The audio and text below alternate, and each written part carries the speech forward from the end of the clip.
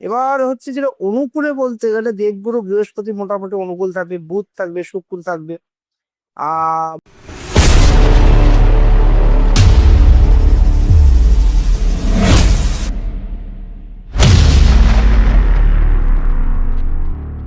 প্রণাম গুরুদেব, জয় মহাকাল।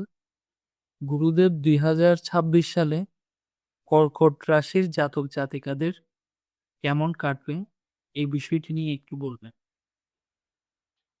হ্যাঁ, 2026 সালটা কর্কট রাশিদের জন্য কিন্তু মোটামুটি একটা অ্যাভারেজ লেভেল থাকবে। ঠিক আছে, স্বাস্থ্যের গড় থেকে মানে শরীর স্বাস্থ্য মোটামুটি ভালো থাকবে, বা ওনার যে অ্যানালাইজ দেখা যাচ্ছে মাঝে মাঝেতে একটু অস্থিরতা বাড়তে পারে, কর্মজীবনে ওঠাপড়া থাকবে। এটা থাকবে, এটা জুন মাস থেকে শুরু হবে, জুন মাস থেকে এটা তারপর আস্তে আস্তে ওঠাপড়া থাকবে, আস্তে আস্তে উন্নতি হবে। আর্থিক অবস্থা মোটামুটি স্থিতিশীল থাকবে, বিবাহ জীবনটা অনুকূল থাকবে, পরিবার জীবনে ছোটখাটো ঝামেলা থাকবে। ঠিক আছে, ঝুঁকিপূর্ণ কিছু সিদ্ধান্ত না নেওয়াই ভালো, এতে ক্ষতি হতে পারে বিশেষ করে কর্কট রাশিতে। এবং যতক্ষণ না হাফ ইয়ার্লিং না হচ্ছে ততক্ষণ কোনো ভালো কোনো সিদ্ধান্ত না নেওয়াই ভালো।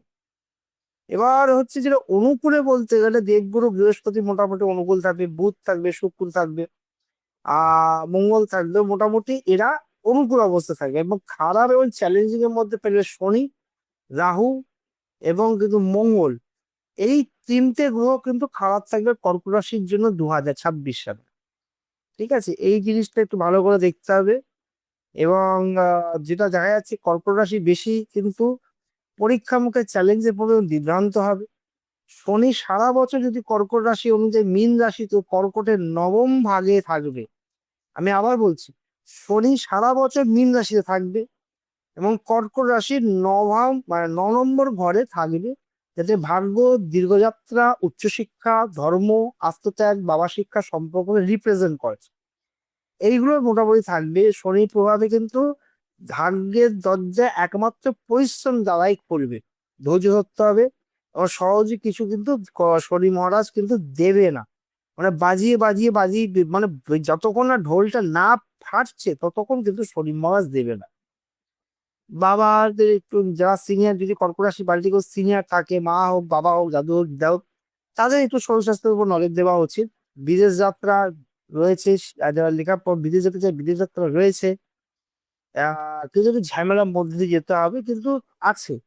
উচ্চশিক্ষা বা আইনি কোন নিয়ে যারা লেখাপড়া করছে কর্কট রাশিরা, তারা কিন্তু বেশ মানে খুব ভালো ট্রাভেলিং কিন্তু ভুগতে হবে, কিছু না কিছু সমস্যা কিন্তু তৈরি হবে।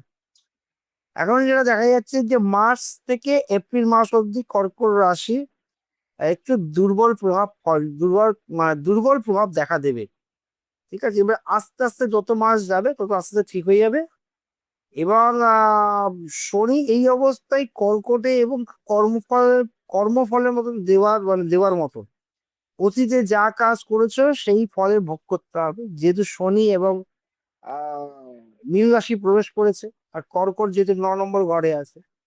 এবং তাদের ধৈর্য রাখো, মানে ধৈর্যই মানে একটা লং লং ইনভেস্টমেন্ট করে চুপচাপ বসে যাওয়াটাই হবে।